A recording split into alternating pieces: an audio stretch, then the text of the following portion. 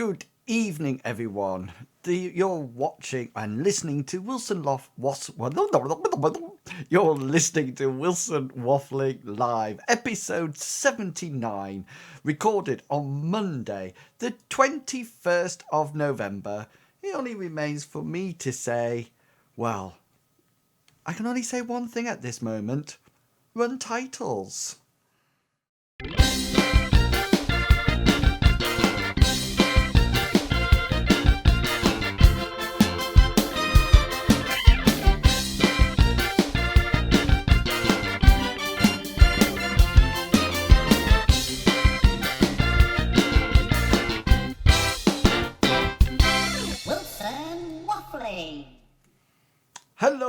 Hello, one and all. I hope you are looking good and feeling fine. This is Waffling Wilson, and this is you're watching and listening, hopefully.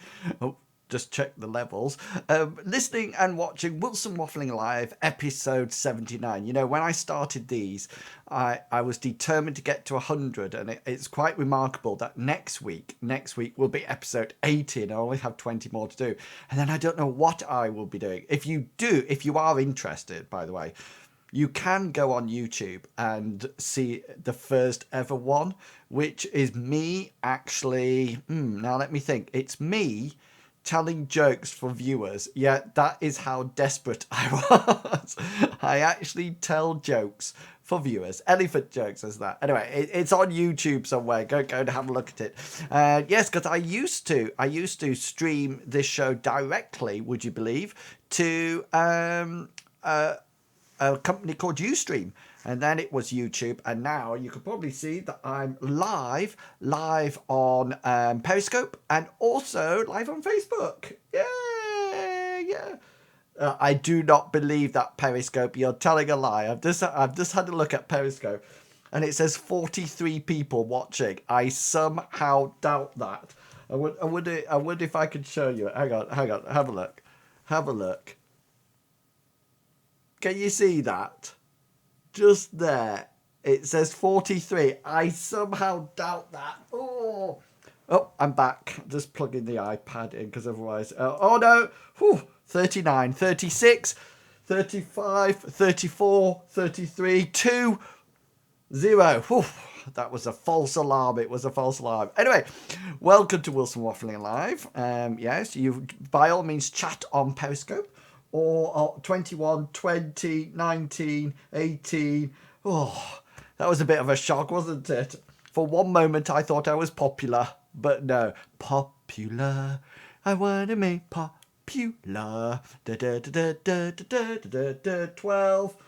12. Oh, yes, but we're down. Good grief. I think it must have been a blip. I think 43 must have been a blip, but it was nice when it lasted. Anyway, you're listening to Wilson Waffling Live, and tonight we have some wonderful things for you to enjoy. First of all, in a slight moment, we're going to have Tweet of the Week. And this is when I share with you some of the tweets that have been happening on the York St John primary education course from the last week. So some exciting things, all using the hashtag YSJPrimeEd. We're then going to have the website roundup when we look at stories that has been in the news for education this week. And then finally, I'm going to give you a soda, a start of the day activity that you can use in the classroom tomorrow, if you wish. Of course, this is recording, and you can catch up with all the past episodes either on Facebook or on YouTube, which my channel is iWilsonYSJ. So just search for it and you'll find it. Anyway, without further ado, let's get on to the tweet of the week.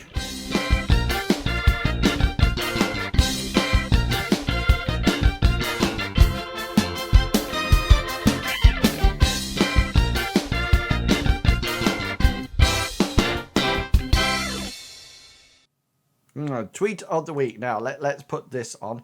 Let's just put this on so you know where you're tweeting to. So down there, yeah, just with that flash of light there, you can see at iWilsonYSJ and the hashtag YSJPrimeEd, and therefore you'll be able to find us there, and you can follow the hashtag. Oh, I got so excited there when it says 43, but sadly everybody's fled. Everybody's fled, apart from a few viewers. Thank you very much. Thank you, everybody who's joining. I can't tell on Facebook how many people are watching, which probably means no one. But anyway, if you are watching on Facebook, then by all means, just press the like button, and then I can see who's watching. So anyway, let's have a look at some tweets of the week. And we're going to start off with the first years, because the first years have today or last week been on placement. They've been on placement for the week. So here's Tia's. The wolves. Now, she actually said that. She actually says that in the tweet. But pretty sure my housemate enjoyed making this with me for placement as much as she moaned. They're supposed to be wolves. I think I can just make out the wolves there. They're very, very nice. So first years are busy on placement this week. So you can see that they have been busy creating things. And Chelsea here has been on placement as well. And our hands are not for hurting. Anti-bullying displays made by the year 3-4 in my placement school yesterday. Fantastic. Love the idea. Our hands are not for hurting. They're for hugging and shaking hands with each other. I think that's a lovely idea as well. And also we have Maddie, who tweeted out thematic SBT, that's school-based task, by the way, went so well. So proud of their collage based on the book Jamili's Clever Cat there. Lovely collage, I must say, lovely collage. Now, the other thing is, Emma here did some retelling of the story of Snow White with using different sentence starters with year one. Fantastic there. Hashtag year one, hashtag Snow White, hashtag YSJ Prime Ed. Good old fashioned flip chart there. Don't we always get to that point that we end up that we need a bit of paper, an extra bit of paper down at the bottom. And some of our students, rather than being on placement, they've been doing something known as SOTs, which is settings other than school. And you can see that Amy and Rachel here are at Merton Park, dressed up as Vikings, I think they are. And so they're obviously out there doing research for their SOT settings other than schools assignment. So very, very busy there. Very, very busy there. Now, as well as being busy with placement, students are currently coming up to Christmas, not too long before Christmas. So what they're also getting up to is that they're finishing assignments. So the second year assignment was due in today at midday. And so Katie here, having my essay finally written means I can take down the planning, which covers my room. Fantastic. Look at that planning. I normally use a piece of paper, but Katie's obviously a post-it person and has used them to decorate her wall there. Very nice pattern as well. It looks a bit like Tetris, don't you think? It definitely looks like Tetris. And just to let you know that it's not the only students. Students are not the only people who are working, because they had reading week last week and they have decided a new competition. I don't know if you can see me, but that's me in the background with the sort of like pale coloured shirt, and somebody tweeted, working hard or hardly working. There I was. And then the interesting thing is this then started off a competition of Spot the Tutor. So the next day there were pictures of me on Twitter, and I even, would you believe, received a Snapchat picture as well.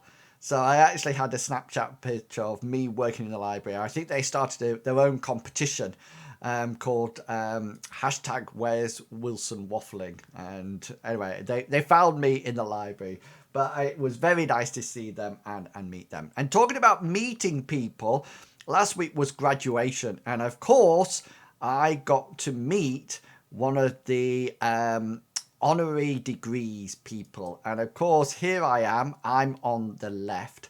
I met Chris Evans from Radio 2 from The Breakfast Show, which I was very pleased to meet, because of course I do have my own radio station, Wilson Waffling Radio, and the poor students have been having to put up with me sharing this image and actually telling them that I met Chris Evans throughout the week. throughout the week. So if I haven't taught you yet, it's coming up. And please sound surprised and pleased. And sorry, it was Chris Evans, the DJ, not Chris Evans, who played Captain America.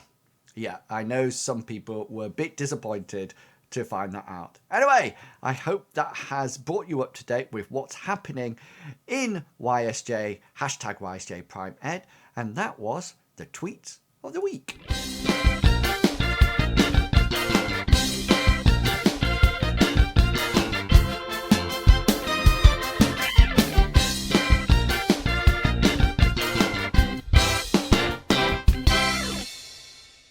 There you go, the good old tweets of the week. Now, please remember, if you would like to follow me, then you can do so. Oh no, that finger. It's actually down there.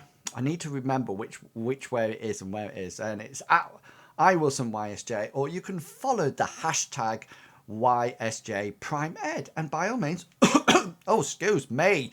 By all means, you can tweet that as well, especially if you're watching Wilson Waffling live. That'd be fantastic. Right. Next up, and I'm going to hopefully just have a little... Wasn't it wet today?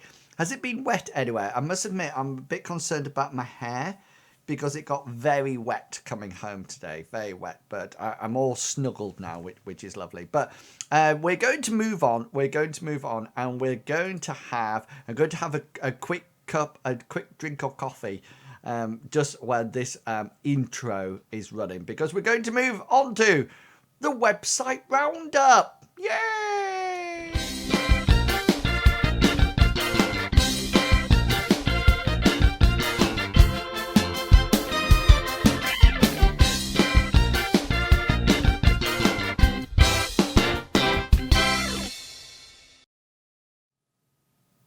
I'm back. Oh, went down the wrong way. Now then. And, you know, somebody once complained that I had the same music over and over again.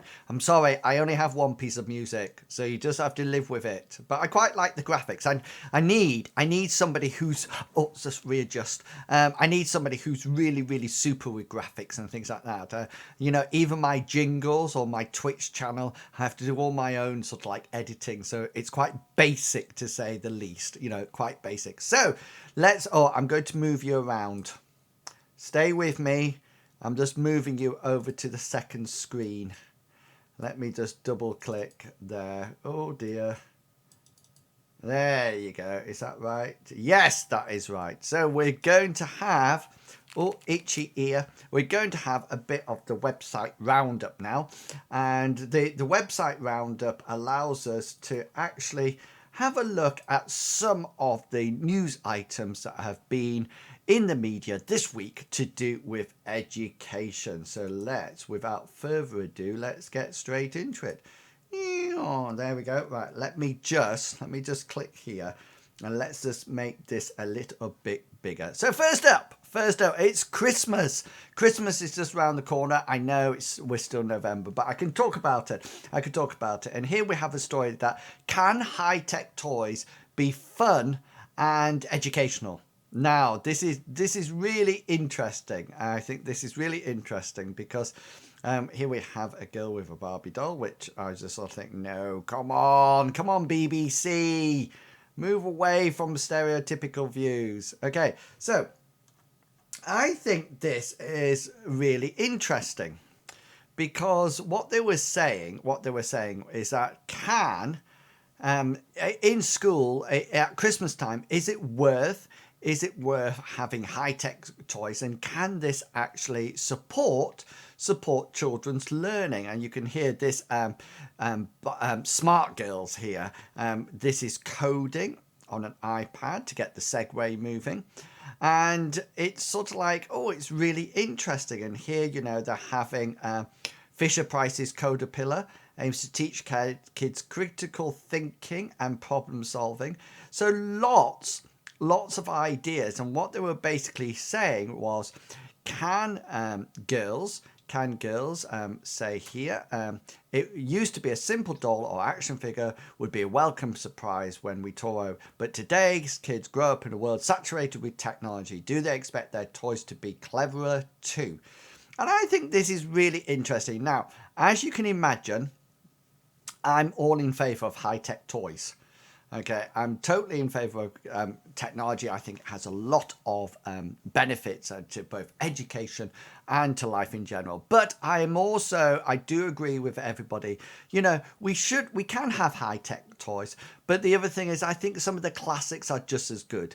And I don't think we should ever target gender with toys. I'm quite happy for all technology to be non-gender specific and actually sort of like be quite gender neutral in that sense. I don't think we should start to sort of like create technology toys just for certain groups of people or certain gender. I think they should be quite gender neutral, but also still have a wealth of other toys at Christmas as well. So yes, I would love a droid.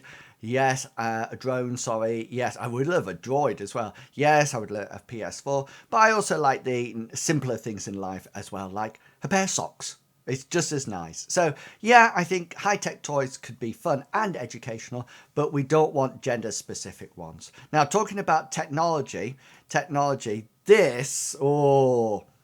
I got a bit cross about this.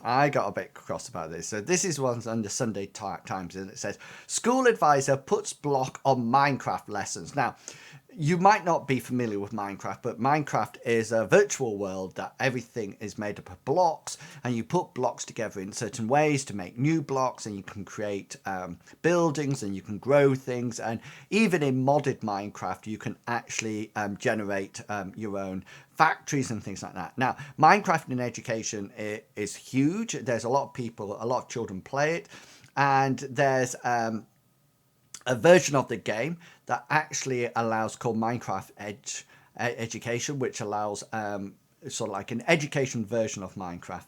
And you can see here that tomorrow, let me just make it a little bit bigger for you. There you go.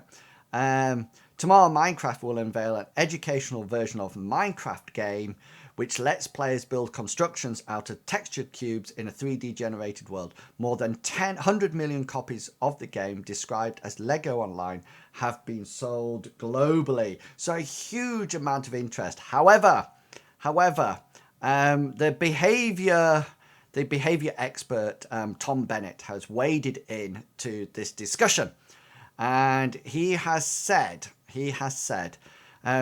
Tom Bennett, who advises ministers about classroom behaviour, said, I am not a fan of Minecraft in lessons. This smacks to me of another gimmick which will get in the way of children actually learning.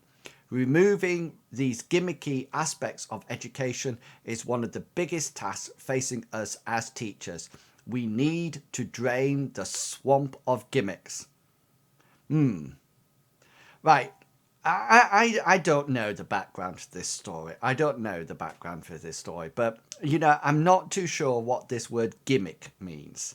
Minecraft has a whole range of educational benefits, and one of the best educational benefits, I think, is motivation. Children are intrinsically motivated to play Minecraft. Not all of them, but some of them are. And some of them can do problem solving, they can recreate historical villages, they can create 3D worlds. And I'm wondering what this word gimmicky means. He goes on to talk about something else. And let me see if I can find it, because there was a classic. I'm just trying to find it. But he actually goes on to say, I would say to teachers, do you need to use this game, or is there something that is cheaper and better, like books? Now hang on a minute. I just want to point something out here. I'm all in favour of books. I think books are really beneficial, although a lot of books do cost a lot of money. But what is this thing about cheaper? Well, why is money coming into this, Tom? Why is money coming into this? Is this about money, and in which case we shouldn't buy it because you think money should be spent better? I'm not too sure. But offering a game and a gimmicky way of learning a subject, you can run the real risk of children focusing on the wrong thing. We're back to this gimmicky way.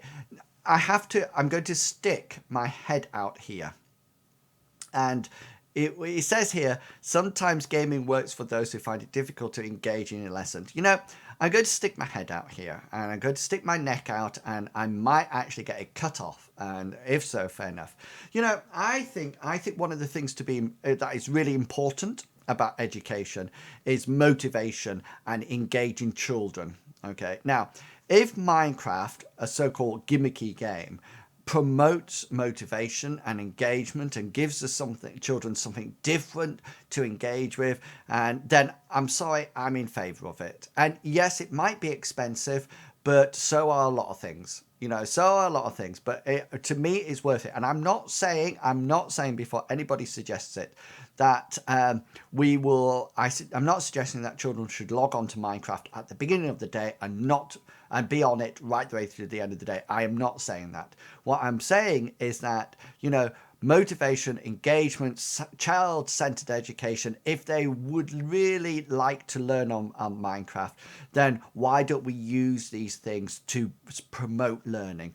And yes, it might be gimmicky, but it's something different, something exciting. And I'm wondering whether or not at one point somebody said that the internet was gimmicky as well. So I'm sorry, Tom. I appreciate that you're really good at behavior, but I'm sorry, I'm not on your side for this one. I think, I don't want to go back. I don't want to remove everything that's gimmicky and end up just having chalk and a slate. Not my idea of fun and learning. Anyway, let's move on. So, achievable ambitions. Okay, achievable ambitions. Now then, this was let me just blow this up for you, because this was a bit of a video. And this, I'm not going to play the video for you, but this was all about, actually, I might be able to play it for you. I don't want to breach copyright. But this sort of like news story was all about achievable ambitions and whether or not it impacts where you come from in the town or in the country, about whether or not you should set your sights high and everything like that. Now, they're from a town in Manchester, I think, an area in Manchester, I think that the story originates from. But I found this really interesting. How people were very, very keen to do well from all areas of the country. And this idea that, you can do it, and should we be promoting this and encouraging children to have high expectation and really go for what they really want to do. And it really reminded me of Carol Dweck's mindset theories, in the sense that, are we actually instilling in our children a very fixed mindset, that they can't actually do things, or are we prepared to provide that growth mindset and say, set your sights high and work towards it. And I think this is really important when we're talking about mindset.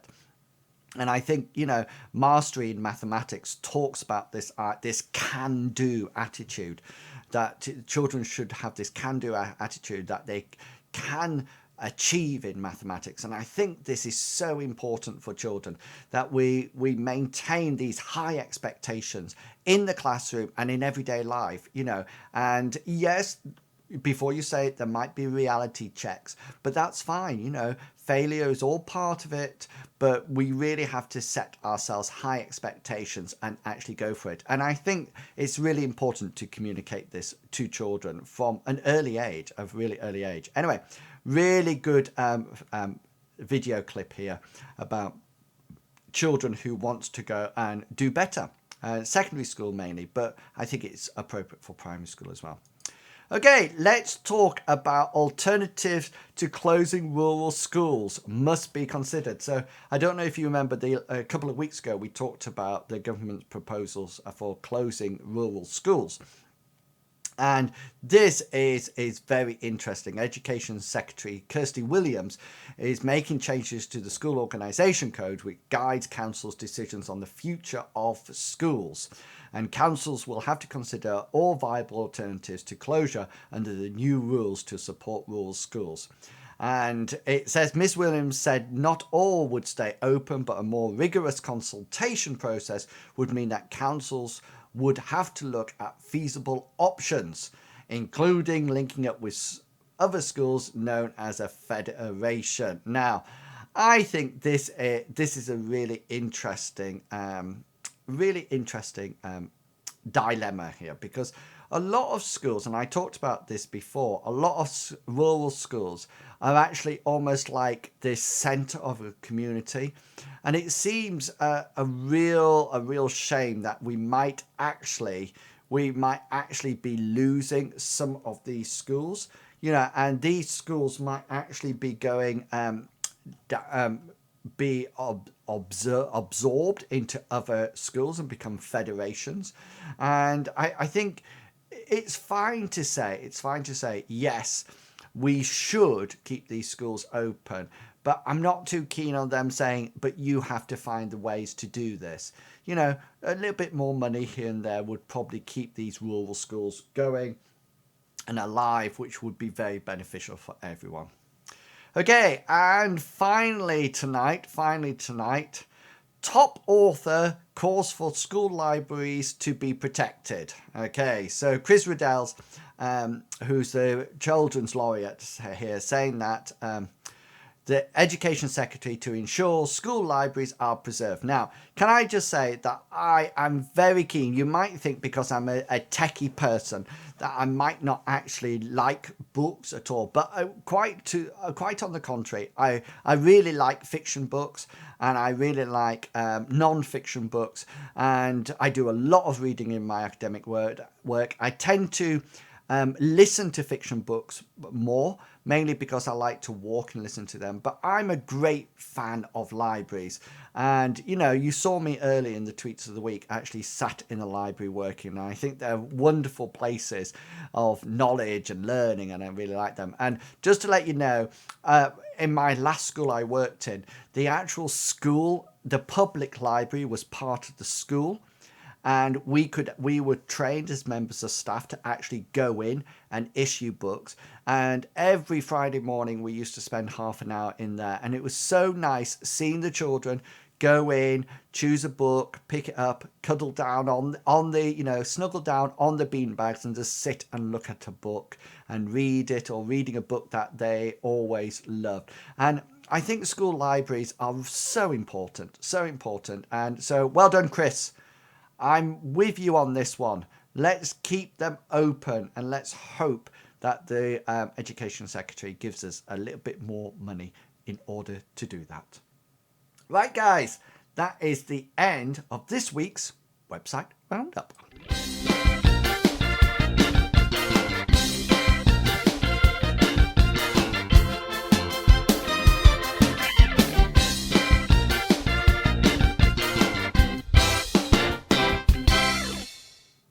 Oh, did I come in too quick there? I think I might come in too quick there. Do you know, I think Periscope's lying to me. I really do think Periscope's lying to me, because it's now saying that there was 86 people watching a while back. I don't think that's right at all. Come off it, people. Come off it, Periscope. Stop building up my hopes. Anyway, we're coming to that part of the show that I really like, because we finished the show, because I only like this to be about half an hour. How long has it been? Oh, it's been half an hour. I'm going to have to talk a little. I've got about a minute. I always like to finish off the show with a bit of a soda, and soda starts for start of day activity. So this is a little activity that you could do in your school tomorrow with your primary school kids, if you so wish, just to get them up and running at the beginning of the day. So what I would like to introduce you to is my friend here, which is my robot. Just here, yeah, my robot. And what I would ask you, we've been talking about technology today. We've been talking about Minecraft and educational high-tech toys. And one thing I would like to ask the children is that if they could create a robot to do a job that they don't like doing, what would what kind of robot would it look like, and what job would it do for the children or for the teacher? You know, I often feel that it's something to when I was a teacher, something to wash up the paint pots. I hated washing up the paint pots. For some reason, the water always turned that yucky grey colour. No idea why, but that would definitely be. And for housework, I'd probably say the ironing. Yeah. So what would you have a robot, if you know, what job would you like a robot to do? And ask your kids tomorrow and get them to say why they don't like doing that job and why they would like their robot to do it, and what would the robot actually look like. And that would be your start of day activity. So I hope that gives you something to do a bit of a soda with the children. Now, we're coming to the end of the show. Remember, it's only about half an hour. Sorry, I'm a little bit over tonight, but I will talk and finish it off as quickly as possible. First thing, don't forget that you can always follow me just down here, okay, on Twitter. At iWilsonYSJ, or you can follow what we're up to on the primary ed course here at York St John University by using the hashtag YSJPrimeEd. Alternatively, remember you can go along to Wilson Waffling and find the Facebook there, and you can follow everything on Facebook as well if you prefer. Also, please don't forget that I do have a radio station that I would love you to join in, so you can just go along to, if you just search on Google for Wilson Waffling Radio, and you can find me there. There's music from the 80s 24/7 with a few live shows during the week, and from the 1st of December we will be having constant Christmas music, so it's no adverts, just me popping up now and again and saying, hi, you're listening to Wilson Waffling Radio, and that's it. So worth having a look at it. Finally, I've just forgotten what I was going to say. Finally, oh yeah, so don't forget that all these episodes are recorded, and if you would like to go right the way back and watch all the episodes from 1 to 79, then it will take a long time, but they're all there on YouTube, and you can find my YouTube channel by searching for iWilsonYSJ, and it's there for you, and you can watch all the Wilson Waffling Lives from episode 1 right there up to this current episode 79. And remember, episode 1 has me telling elephant jokes for viewers. Yes, you did hear that right. Anyway, we have come to the end of Wilson Waffling Live for another week. So this has been Wilson Waffling Live episode 79, and it only remains for me to say, have fun, guys, and I'll catch you all later. And until then, consider yourself well and truly waffled. Have fun, guys, and I'll see you later. Bye.